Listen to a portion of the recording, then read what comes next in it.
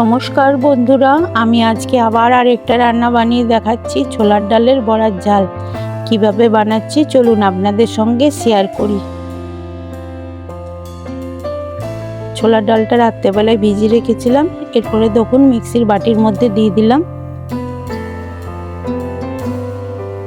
কাঁচা লঙ্কা, দিলাম লাল, আপনারা সবুজও দিতে পারেন, আদা দিয়ে দিলাম। এরপরে দেখুন বাটা হয়ে গেছে, বাটির মধ্যে ঢেলে নিলাম।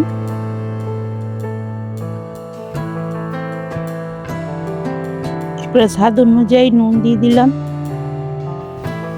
এরপরে হলুদ গুঁড়ো দিলাম। এরপরে দেখুন ফেটিয়ে নিচ্ছি, ফেটানো হয়ে গেছে।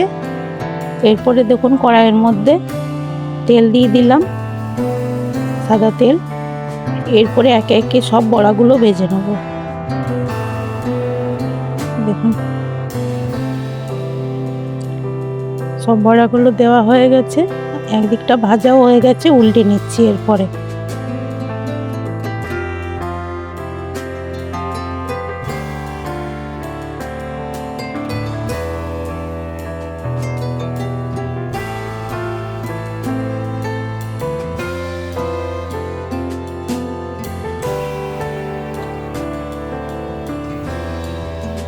সব বড়াগুলো দেখুন উল্টে নিলাম।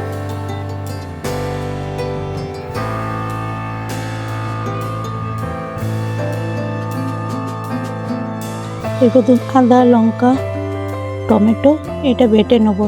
কড়াইয়ের মধ্যে তেল দিয়ে পাঁচফোড়ন দিয়ে দিলাম। এরপরে যেটা বেটেছিলাম ওইটা দিয়ে দিলাম কড়াইয়ের মধ্যে।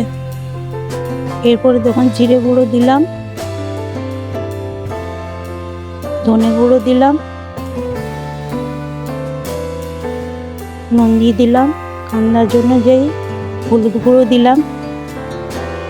এরপরে কাশ্মীরি লঙ্কা গুঁড়ো দিলাম। এরপরে খুন্তির সাহায্যে ভালো করে নেড়ে চেড়ে নিচ্ছি মশলাটা। দেখুন আর বড়াটা ভেজে নিয়েছিলাম, তলাটা দেখানো হয়নি আপনাদেরকে। এরপরে একটু চিনি দিয়ে দিলাম। আবার ভালো করে মশলাটা ভেজে নিচ্ছি। তারপরে দেখুন ঘটি ধোয়া জলটা দিয়ে দিলাম মিক্সির। আবার খুন্তি দিয়ে ভালো করে নেড়ে চেড়ে নিচ্ছি। এরপরে দেখুন বড়াগুলো ভেজে রেখেছিলাম, ওগুলো কড়াইয়ের মধ্যে একে একে ছেড়ে দিচ্ছি।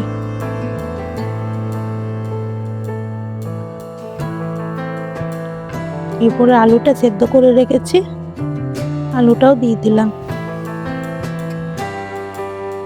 এরপরে ঢাকা দিয়ে দিলাম। এরপরে উপর থেকে একটু সর্ষের তেল দিলাম, একটু কাস্তুরি মেথি দিলাম।